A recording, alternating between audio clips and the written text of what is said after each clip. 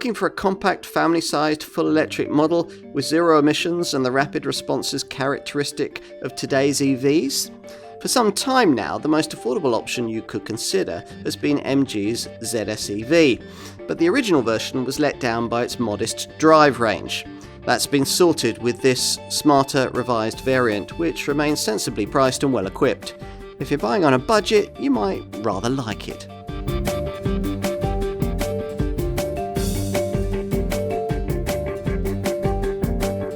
The world is calling for higher levels of electrified vehicle technology, which to some extent we've now got, and more affordable EV models, which we're still waiting for. Enter MG, and specifically this improved ZS EV model, priced to undercut similarly sized rivals by a significant amount.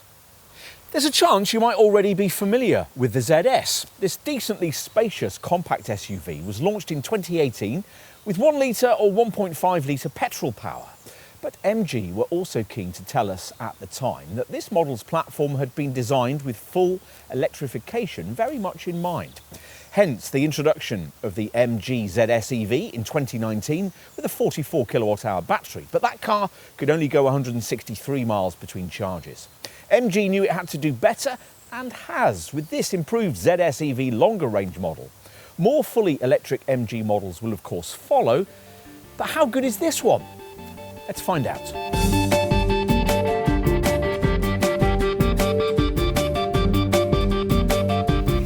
As with most EVs, this one should feel sprightly away from rest, courtesy of the fact that all its drive torque is generated immediately from the get-go. The ZS EV is powered by a water-cooled lithium-ion battery, which offers a vastly longer driving range than this model's original, rather feeble 44 kilowatt-hour battery, which only took the car 163 miles. The entry point to the lineup is these days marked by a 51 kilowatt-hour battery, which can take you up to 198 miles. But MG expects that most will want its 72 kilowatt-hour long-range battery, which can take this car up to 273 miles, and that's what we're trying here. At the wheel, instead of the usual gear stick, you select drive from a rotary gear selector, which allows you to switch between 3 settings for the single-speed auto transmission: drive, neutral and reverse. In front of this is a further control that allows you to switch between 3 levels of brake energy recovery or turn the recovery system off. Level 1 will implement a small amount of regeneration, with much of the braking still dependent on the vehicle's brakes. Level 3 offers the greatest regenerative benefit, offering near one-pedal driving, with minimal need for the brakes, improving the lifespan of the parts, increasing efficiency and reducing ownership costs.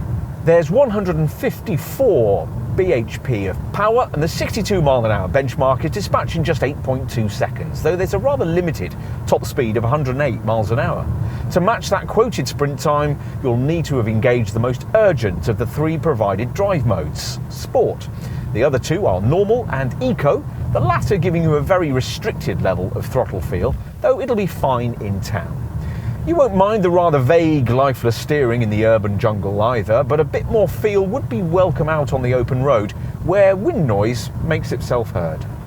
That's also why there's not much fun to be had round the corners, where the 2-ton curb weight makes itself felt. But who buys a car like this to hoon around back roads? More significant is the fact that you'll feel poorer tarmac surfaces at a cruise, though the ZS does a decent job of ironing out lower speed potholes and speed humps.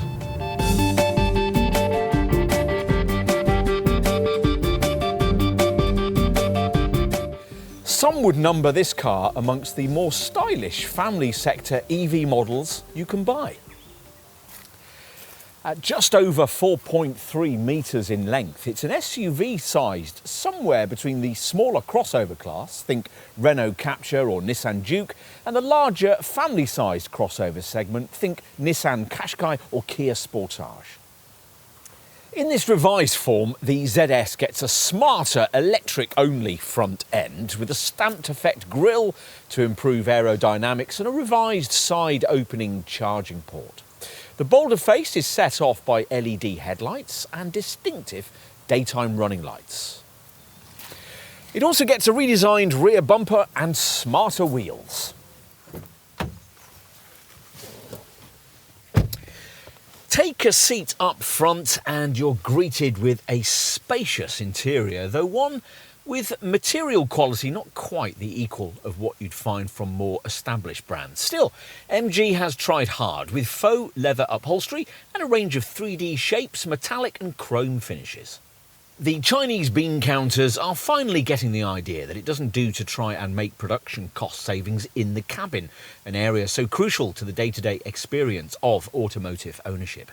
Hence, for example, the soft touch coating for the upper dash top, these stylised jet-style corner air vents and the supple faux leather that trims the steering wheel. There's a decently large 10.1-inch centre dash infotainment display too, with plenty of features, over-the-air updates and built-in navigation that's quick to react. It'll usually display in this split-screen format, with audio, navigation and Apple CarPlay options easily accessible. And this silver centre control acts as an activation and back button.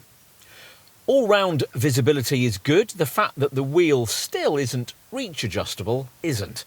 And the cruise control stalk is difficult to see. Still, there's lots of kit as standard. Avoid base SE trim and you get this red-stitched leatherette upholstery and this big sky roof panoramic glass top. Without exception, all of the EV models you can currently buy on the UK market for under £30,000 are considerably smaller than this MG, both inside and out. Careful packaging has positioned the battery pack beneath the car so that it doesn't impinge on either passenger or luggage space.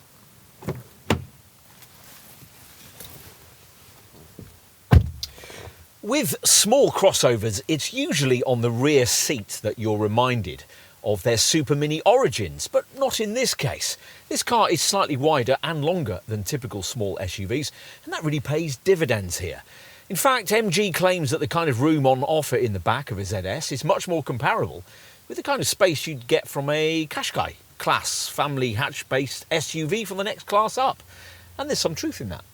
The notably low centre transmission tunnel even means that you could theoretically seat 3 adults alongside each other back here, or at least you would be able to do that if this bench was better sculpted. As it is, this narrow centre seating position is really only suitable for children. Let's finish with a look at the boot. Now, as suggested earlier, its 448-litre total capacity is exactly the same as you'd get in a combustion engine ZS, which, to give you some class perspective, is a figure around 60 litres higher than you'd get from most normal compact SUVs. Pushchairs, luggage and bulky load should fit in with no trouble at all. Fold forward the 60-40 split rear bench and the capacity figure rises to 1,100 litres.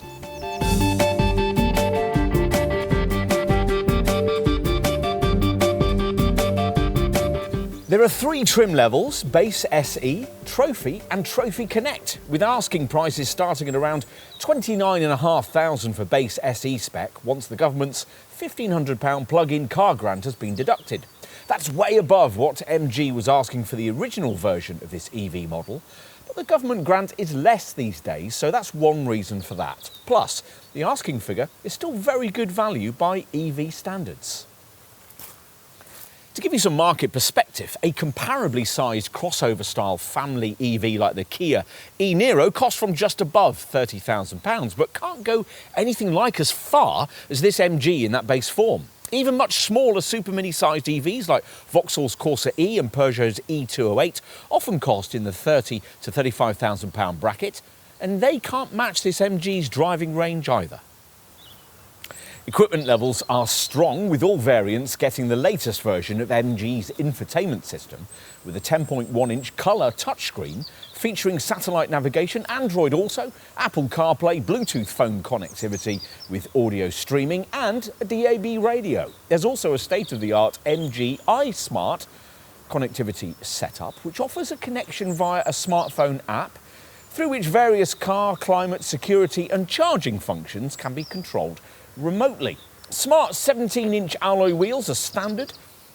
If you can progress up from base SE trim to either the mid-range Trophy or the top Trophy Connect spec we have here, you get yourself leatherette upholstery and a large panoramic sky roof, sunroof, plus a 360-degree parking camera, a wireless phone charger and heated front seats.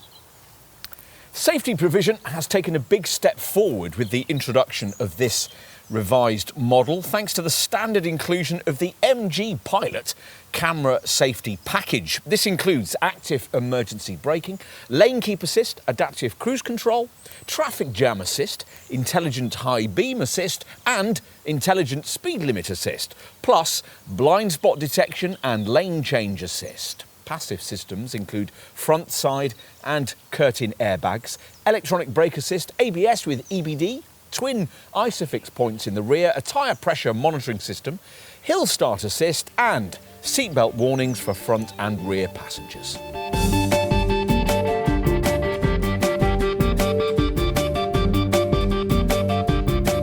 Earlier we mentioned this car's 273-mile WLTP rated driving range in 72 kWh long range form, 23 miles more than the MG5 EV. That's a combined figure. MG quotes 207 miles for motorways, 305 for rural roads, 370 for towns and cities, and 387 miles for slow-moving traffic. As we mentioned in our driving section, the base version with a smaller 51 kWh battery has a combined range figure of up to 198 miles. Charging a ZS EV is straightforward thanks to its combined CCS and Type 2 port, mounted within the front grille for easy access from either side of the car. Charging status is now readily viewed on the 4-stage indicator LEDs inside the charging port. The combination Type 2 and CCS charger provides up to 7 kilowatt fast charging using the onboard AC charger, or up to 76 kilowatt DC rapid charging, depending on climatic conditions. This means the long-range 72 kilowatt-hour battery can be charged from 0 to 100% in as little as 42 minutes on a 100 kilowatt rapid charger, if you can find one. At home, the car can recharge itself using a standard 7 kilowatt wall box in 10.5 hours, quite a bit more than the 6-hour time required for the previous 44 kilowatt-hour model. But overnight charging is still just about possible. In emergencies, the car can also be charged via a standard 3-pin plug. The battery pack is comprised of 18 cells and weighs just 280 kilos, providing competitive performance without generating any emissions. Managed by MG's intelligent battery temperature control system, the battery pack's insulated from external temperature variations, delivering the optimum power and range whatever the weather. As with all MG models, you also get one of the longest fully transferable warranties in its class, a 7-year or 80,000 mile package being standard across all variants. Rivals such as SsangYong, Hyundai and Toyota only provide 5 years. Insurance is Group 27A.